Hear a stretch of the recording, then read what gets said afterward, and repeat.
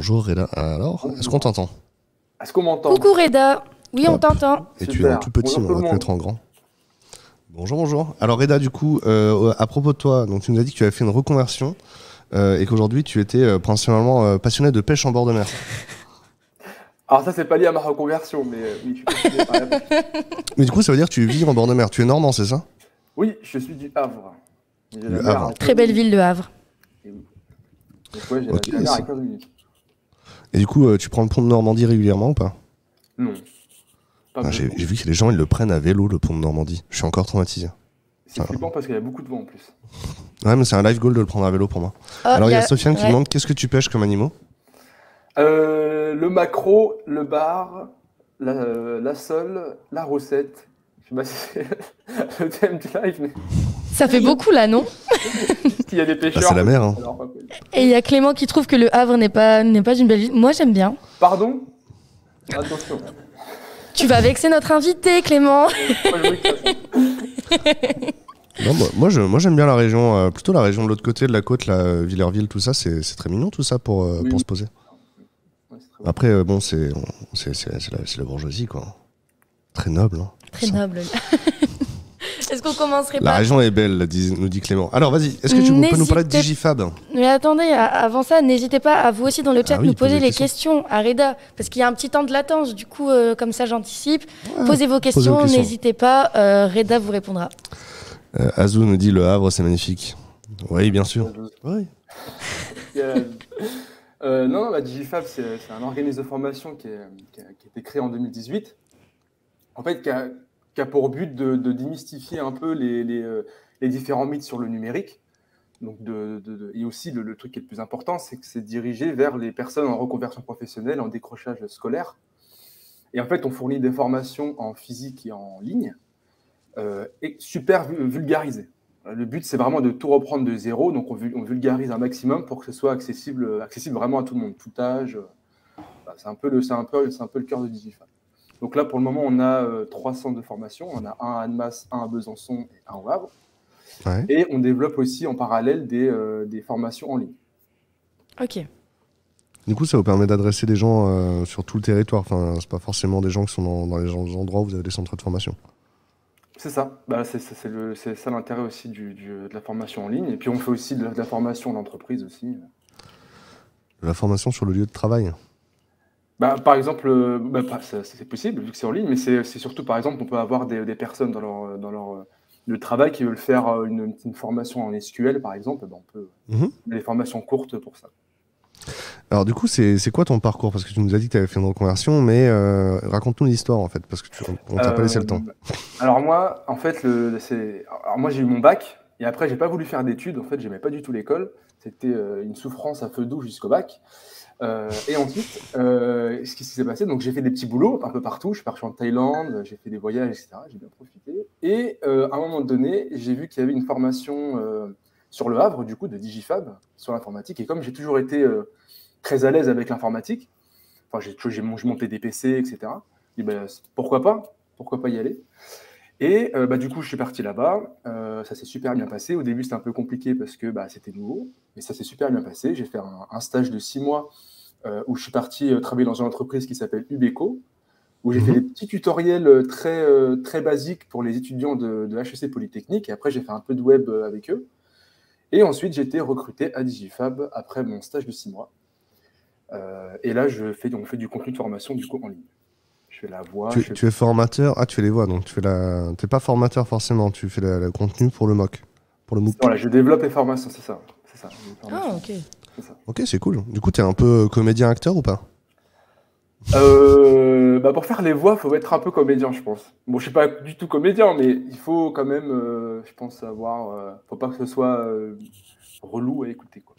Faut mettre le ton. Est-ce que tu écoutes beaucoup de livres audio pour t'inspirer? Oui. Faut avoir un bon micro du coup aussi. C'est pour Et ça là, que il j'ai est D'où le minimum, micro stylé. Bah oui, c'est ça. Ouais. quoi. Un minimum. C'est quoi est-ce qu'il y a quelque chose de particulier dans votre approche pédagogique chez Digifab? Je te laisserai faire l'interview d'après, Youssef. T'inquiète, je t'en prie, pas de souci. En fait, l'approche pédagogique, c'est aussi moi ce qui m'a plu, parce que comme je sortais de l'école et que l'école, j'avais pas un très très bon souvenir, je pouvais pas aller dans quelque chose qui reprenait le même format de la théorie de cours, on rentre, les devoirs, tout ce qu'on connaît très bien. Donc en fait, ce qui est intéressant avec Digifab, c'est ça, c'est que il y a ce petit truc de, on va surtout apprendre avec la pratique. Donc en fait, on a un formateur donc qui va nous expliquer un petit peu les bases et qui va surtout nous guider. Il va quasiment jamais coder vraiment. Et il va surtout nous guider. Et en fait, on va avoir des vrais projets d'entreprise à faire. Donc on est en groupe et on essaie de se débrouiller pour essayer de trouver des solutions en faisant un partage de connaissances. Et en fait, en faisant ça, on apprend hyper vite et on est beaucoup plus investi que un cours à l'école, quoi. Bon, vous avez vu que j'aimais pas trop l'école. Mais, voilà, c'est ce que je trouve intéressant, c'est ça, c'est que c'était vraiment dynamique. Le fait d'avoir des vrais projets, c'était du concret. On se disait que en sortant, comme on a déjà fait des projets professionnels, on allait pouvoir en faire d'autres. Donc pour la confiance en soi, c'est très bien. Et on apprend énormément du coup, parce qu'on se doit se débrouiller, on est jeté dans la piscine pour nager, quoi. C'est un peu ça, pour apprendre à nager. D'accord. On apprend en faisant du coup. Learning by doing. Du coup, quel est le profil des étudiants? À qui s'adresse la formation? Comment se passe le process d'admission? Est-ce qu'il y a des conditions d'admission? Alors, normalement, nous, on accepte tout le monde. Mais après, il y a un test, évidemment, d'entrée, parce que si on a 200 personnes qui s'inscrivent, à un moment donné, il faut faire des choix. Mais on accepte tout le monde, que ce soit une reconversion. Il n'y a pas de prérequis, même si vous ne connaissez pas du tout. Nous, on fait des formations, donc on a web, on a IA, on a la data. Même si vous ne connaissez rien là-dedans, même si vous n'avez jamais écrit une ligne de code, en fait, on est là pour ça aussi. C'est pour vraiment reprendre tout du début. Donc, en fait, c'est ouvert à tout le monde, et peu importe l'âge. D'accord. C'est quoi est-ce qu'il y a quand même une répartition démographique? Vous avez plutôt des gens seniors, plutôt des gens... Vous avez beaucoup de gens qui sont en formation initiale ou est-ce qu'on avait plutôt en formation de reconversion? Alors, il y a beaucoup de personnes en reconversion.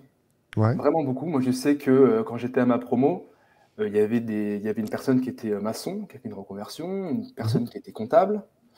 Il y a aussi beaucoup de personnes diplômées, donc qui avaient des masters, mais qui ne trouvaient pas leur travail ou qui n'étaient pas forcément heureux de leur travail. Ouais. Mais je dirais oui, c'est beaucoup de reconversions. Et aussi de décrochage scolaire. D'accord. Faut poser aux dernières questions pour Reda. Est-ce que tu as une question, Insaf? Non, il a répondu à toutes les questions. Toutes les questions, il on va la pas passe, en fait. Ouais, voilà. Moi, j'ai une question derrière encore qui a été souvent posée dans le chat cette semaine. C'est quelles sont les sorties positives en fait après et quels sont les taux de sorties positives après Digifab? Alors, donc la dernière promo que j'ai fait, c'est 86% de réussite. Donc, après, la réussite, c'est sur les certifications. Et après, le truc, c'est de trouver un travail. Le but, c'est ça, c'est de trouver un travail. D'accord. Donc, on est à peu près aussi à 60% de réussite à ce niveau-là. D'autres aussi n'ont pas forcément cherché un travail tout de suite. Ils ont fait d'autres formations complémentaires pour étoffer un peu leurs connaissances et pour trouver même autre chose. Parce que même si on a fait de la data, par exemple, il y a eu des dimensions un peu web dedans. Et il y en a qui sont plus retrouvés dans le web. Donc, du coup, ils ont fait une formation web derrière. Ouais. Donc, voilà. Formation de spécialisation. Si je peux me permettre aussi. En fait, on a aussi fait une formation là dernièrement qu'on a terminée qui s'appelle Apprendre à apprendre, qui est pour nous la base. Donc, en fait, on démystifie tous les mythes de l'apprentissage et on apprend aussi à s'organiser dans la réalisation de nos objectifs et puis comment bien apprendre.